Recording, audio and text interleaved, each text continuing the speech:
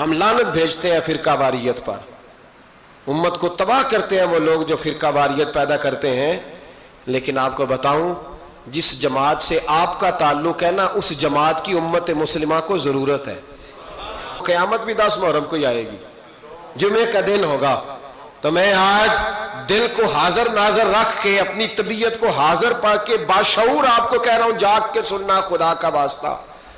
آپ اس جماعت سے تعلق رکھتے ہیں، اگر کافر کے سامنے اسلام کا کوئی چہرہ پیش ہو سکتا ہے تو صرف سنی کا چہرہ پیش ہو سکتا ہے. ختم ہو گئی بات.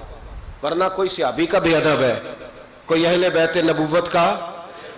آج مجھے کہہ لینے دو، کھول کے کہہ لینے دو. لوگ دلیلیں دیتے پھرتے ہیں، کہتے ہیں جی ایک وہ پینٹ کوٹ والا مولوی ہے، اس نے اینک بھی لگائی ہے، داڑھی بھی رکھی ہے، پینٹ کوٹ بھی پہنتا ہے. اس نے جی 1500 بندہ ایک دن مسلمان کر دیا، ایک دن 1000 مسلمان کر دیا. پر پتہ ہے وہ بدبخت کہتا کیا ہے؟ وہ کہتا ہے امیر المومنین یزید رضی اللہ تعالیٰ عنہ. میں کیا کروں اس کے 1500 مسلمان کو یا 2000 اس کے کلمہ اور وہ جی بڑی دلیلیں دیتا ہے. وہ دلیلیں سنبھال کے رکھے، وہ دلیلیں جو جی بڑے لوگ اس کے ساتھ ہوتے ہیں. تو کربلا کے موقع پر زیادہ لوگ یزید کے ساتھ تھے، زیادہ لوگ. ہم کثرت کے قائل نہیں، ہم حق کے قائل ہیں. ہم چھوڑ دو بات، دلائل کی طرف آؤ. عجیب تماشا ہے. اور ایک مولوی صاحب اس کی حمایت کر رہے تھے، کہتے نہیں بندہ ٹھیک ہے، وہ بھول گیا تھا، اصل میں قصور عبید اللہ ابن زیاد کا تھا، اصل میں غلطی عمر بن سعد کی تھی، تو یزید کو زیادہ الزام نہیں دینا چاہیے. میں نے کہا بڑی تمہاری قریبی رشتہ داری ہے یزید کے ساتھ، تو اللہ سے دعا کیوں نہیں مانگتے کہ تمہارا حشر یزید کے ساتھ کرے؟ مانگنی چاہیے نا دعا. کیا خیال ہے آپ کا؟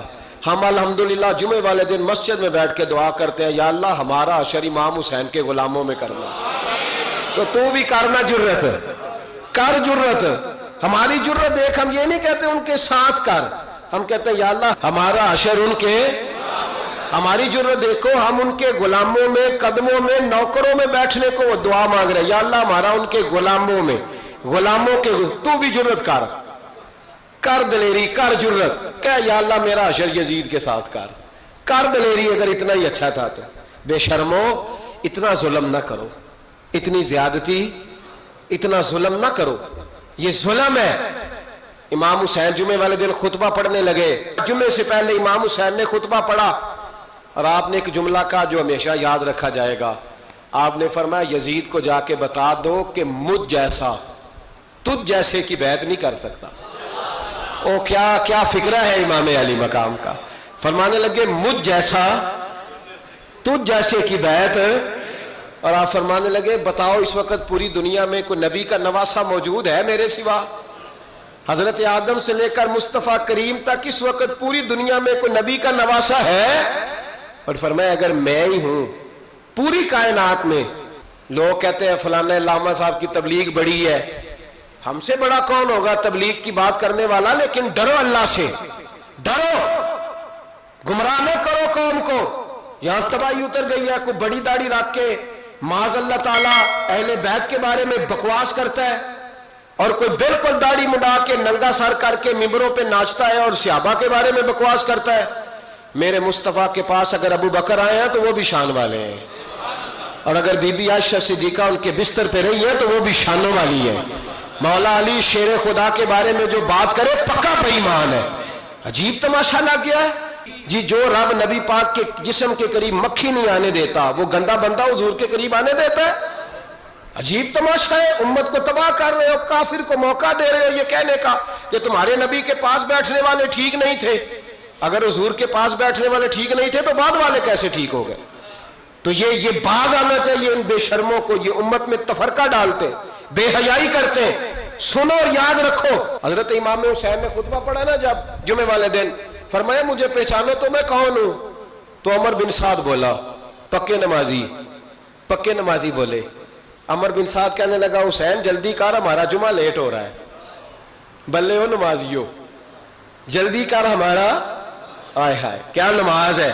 یعنی نبی پاک کے نواسے کو شہید کریں گے اور شہادت کے بعد جمعہ پڑھیں گے اور نماز میں کہیں گے اللہم صلی علی محمد و علی. آل محمد، ان کو شہید کر کے قتل کر کے جمعے کا خطبہ دیا جا رہا ہے اور نماز پڑھی جا رہی ہے اللہم صلی علی محمد وعلی۔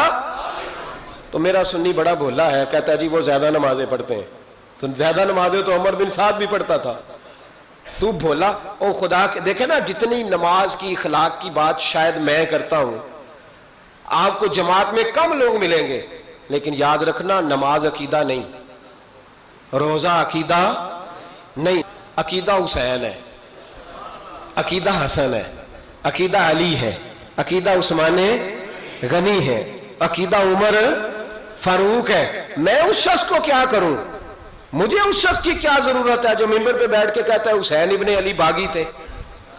وہ شخص، اس کی نماز روزہ حج زکات دیکھا جائے گا؟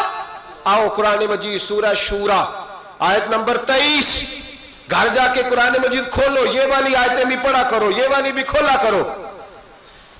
صحابہ جمع ہو کے نبی پاک کے پاس آئے، عرض کی یا رسول اللہ صلی اللہ علیہ وسلم آپ کے خرچے زیادہ ہیں، آمدن کا ذریعہ کوئی نہیں۔ جس طرح آج لوگ ہر پیر صاحب سے نہیں پوچھ رہے، علامہ صاحب سے، کہ آپ کام کوئی نہیں کرتے، کپڑے پھر بھی سفید پہنتے ہیں، کیا ذرائع آمدن ہے، پھر بھی آپ گاڑی میں گھومتے ہیں۔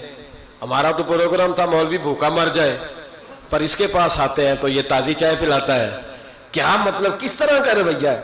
صحابہ کے بار وہ یہ نہیں سوچتے تھے آتے کہاں، وہ کہتے تھے آگے بڑھ کے حصہ ڈالیں۔ وہ سارے آگے بڑھے، کہا یا رسول اللہ صلی اللہ علیہ وسلم اخراجات زیادہ ہیں، ذرائع آمدن بظاہر کوئی نہیں، نذرانوں پہ اعتراض نہ کیا کرو، نذرانہ دینا نبی پاک کی سنت ہے، نذرانہ قبول کر لینا نبی پاک کی، بولو، حضور کی سنت ہے۔ تو صحابہ جمع ہو کے آئے، ایک جگہ پہ میٹنگ کی، کہا تھوڑے سے پیسے ہر مہینے پیش کریں گے۔ تو حضور سے بات کون کرے گا پیسوں کی؟ کہا ہم نے نہیں کرنی، نبی پاک کے چچا جناب عباس کریں گے۔ حضرت عباس رضی اللہ تعالیٰ عنہ کے ذمہ لگایا گیا، جناب عباس آئے، حضرت عباس رضی اللہ تعالیٰ عنہ پیسے لے کے آئے، اور سیانے بندے تھے، انہوں نے بڑی سمجھداری والی، عقل مندی والی بات چھیڑی۔ یہ نہیں کہا کہ حضور ہم یہ نذرانہ دیں گے، کہنے لگے یا رسول اللہ ہمیں پتہ ہے آپ کی مذہبی مصروفیت اتنی ہے کہ آپ کو ٹائم نہیں ملتا کاروبار کرنے کا، اگر آپ کام کریں گے تو پھر آپ کس طرح کر کے دین کا کام ہو سکے گا، اور یا رسول اللہ آپ نے جو ہمارے لیے کیا ہے اس کا ہم بدلہ نہیں دے سکتے، ایک حرف کا بدلہ نہیں دے سکتے، حضور یہ تھوڑا سا نذرانہ ہر مہینے لایا کریں گے، قبول کر لیں۔ نبی پاک کے سامنے رکھا ہی تھا کہ اللہ کا قرآن بول پڑا، کا کل لا اسألکم علیہ اجرا، محبوب ان سے فرما دو کہ میں نے تمہارے لیے بڑی تکلیف سہی ہے، پر میں تم سے کوئی اجر نہیں مانگتا، تم سے کوئی اجر نہیں مانگتا، ہاں اگر تم نے کچھ کرنا ہے الا المودۃ فی القربى، تو میرے قریبیوں سے پیار کرتے رہنا، میری ختیجہ سے پیار کرنا، میری عائشہ کا ادب کرنا، میرے قریبیوں کا احترام کرنا۔ یا رسول اللہ ازواج تو گھر میں ہے ہی، قریبی کوئی اور بھی خاص ہے جس کا ادب کرنا ہے؟ تو نبی پاک نے فرمایا ہاں علی، فاطمہ، علی اور فاطمہ کی اولاد، فرمایا ان کا ادب کرتے رہنا، اس کا مطلب یہ ہوگا کہ تم نے میرے ساتھ بڑا ہی اچھا سلوک کیا ہے۔ کہا ان کا ادب کرنا، جناب علی، سیدہ فاطمہ، اور دونوں کی ان کا ادب کرنا فرائض دین، اہل بیت کا ادب کرنا فرائض